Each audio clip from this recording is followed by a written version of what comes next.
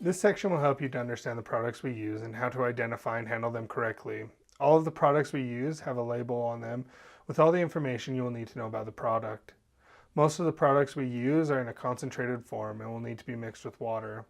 Mixing charts are listed on every label.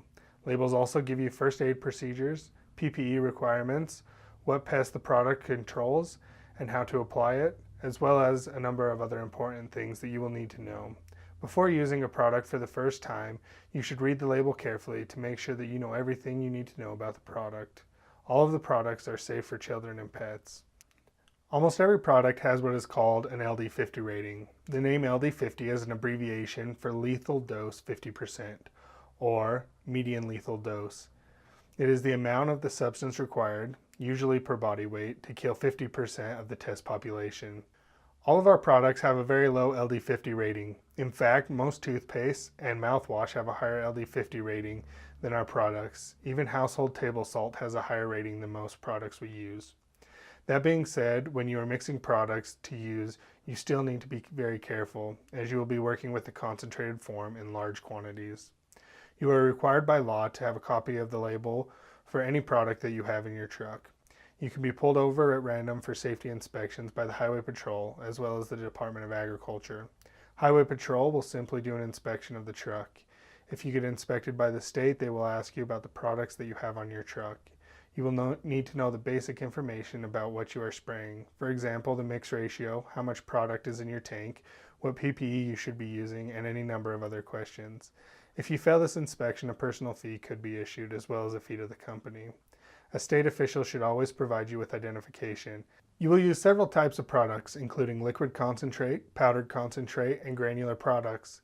Liquid and powders are most common for mixing, while granulars will usually be applied as is and not mixed with anything. You may use other products, such as bait cubes.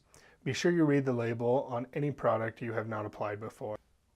When mixing your tanks, make sure you have read the labels. Some will have a certain order they want you to use when mixing it with other products.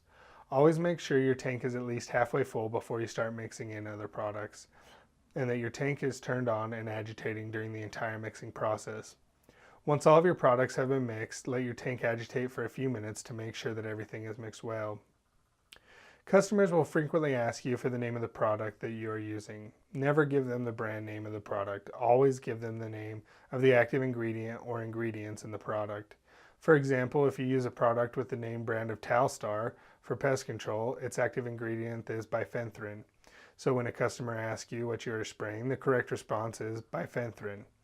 Make it a point to know the active ingredients of every product that you use, as you will be asked almost daily for the names of the products you are using. Make sure you are well informed about what each product you use does and how it works.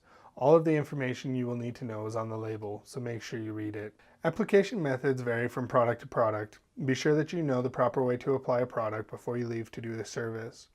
When you are done with the product, put it back where you found it so that the next technician who needs it can find it quickly. If you have used it in a tank or a sprayer, be sure to triple rinse the container before putting it away.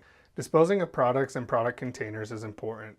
After you have finished mixing a jug of product, make sure to triple rinse the container into whatever you are mixing the product into. Make sure that you can cut a slit in the container before you throw it away. Do this in such a way that it can no longer hold water. Seek additional instructions from your supervisor if you need to get rid of mixed product that cannot be reused. Do not dump them onto the ground or in a dumpster. The two most common types of pesticides that you will use are herbicides and insecticides.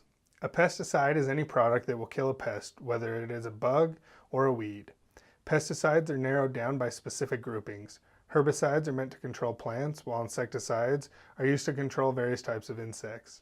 Most products have a wide range of things that they can control, but a few are very specific to a certain pest. Sometimes you will need to mix various products for a desired result. Consult the label if you have questions about whether a product can be mixed or not.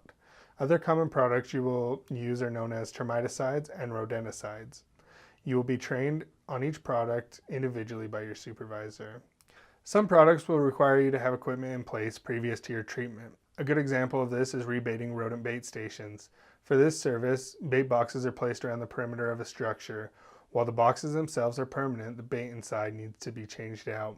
If you are doing the service for the first time, you'll be required to place the bait boxes. If you are refilling them, you'll just need to bring a key to open the bait boxes. If you are ever unsure about what equipment you will need for a job, consult with your supervisor before you leave to do the job.